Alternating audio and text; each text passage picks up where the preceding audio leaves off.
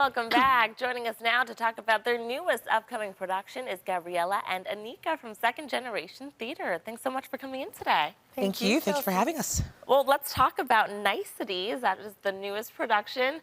Tell us what it's about and what people can expect. Yes, so The Niceties is an amazing play. It's written by Eleanor Burgess, and it centers a professor and a student, and the student writes their thesis, and the thesis is the American Revolution was only possible because of the existence of slavery, and that sparks the rest of the play, right? And it becomes a really dangerous discourse about history, who gets to tell it, who has the power, and who gets to maneuver the narrative, right? And who has power, especially as it pertains to academia and as it pertains to our American society and the way the world works. So that's how it starts with Anika playing Zoe, and with Pam Mangus playing Janine, Professor Bosco in the play. Wow, okay. Well, Anika, do you want to tell us about your character in the play? Yes, Zoe is a powerhouse.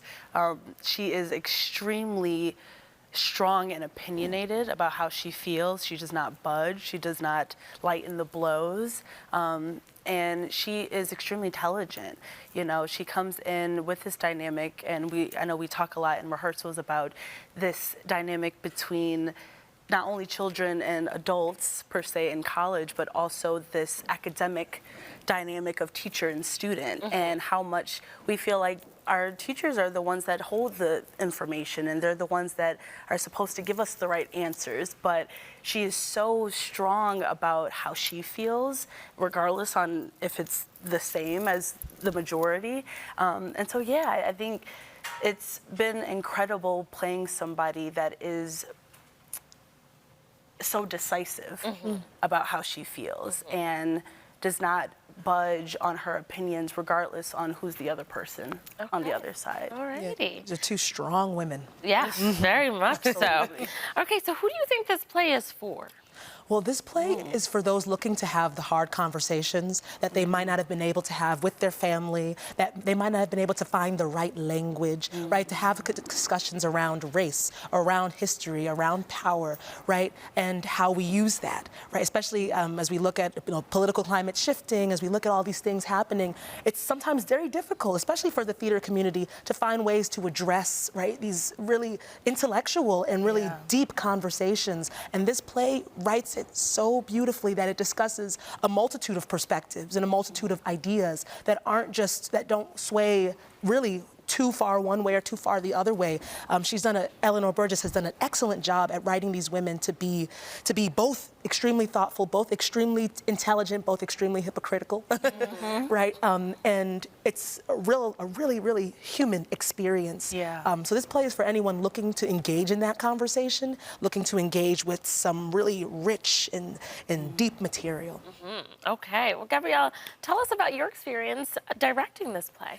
Oh, it was absolutely lovely. I mean, they always say, like, the biggest part of directing a play is casting, and I casted well. Yeah, okay. So I have two fabulous actors who have really came into the process with lots of instincts and choices and have been ready to take on the tough conversations that the play necessitates we have, right, in the rehearsal room. So whether it's discussions around dynamics that we're having in the rehearsal room, right, or whether it's dynamics that we're having and that we're seeing in our political climate, right? I mean, the play takes place in March 2016, right, which is very similar to where we're at right now. So it's really interesting to be able to dissect that and approach the play with that in mind.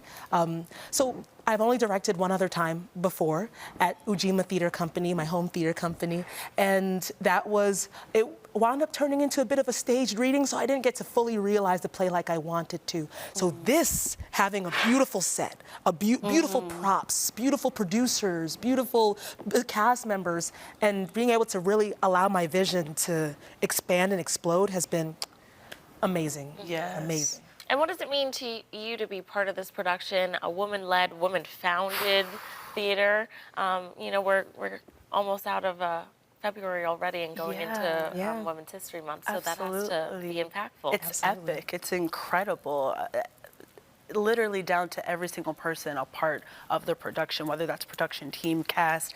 Every single person has been so intentional with what they're putting into the story and into the show, and that's rewarding in itself. Like Gabby said, Eleanor does such an incredible job with the words of this story and gives us every single thing that we need in it. So we're just taking it and running and going full force. And I think it's beautiful as well. A big thing that we talk about in rehearsals is this idea that women often have to soften their opinions in the world. And luckily, we're moving out of that a lot, bit by bit. And so it's beautiful to see these characters be, once again, so strong and don't stand down for what they believe in and what they feel is right. And it's what that really, can lead to. Yes, it's very refreshing. It's beautiful, and we can't wait for people to see it. Well, when and where is this show taking place? So the show will be at the Shea Smith Theater, and we open today on Valentine's Day. Oh my goodness, happy opening. Yes, Thank you.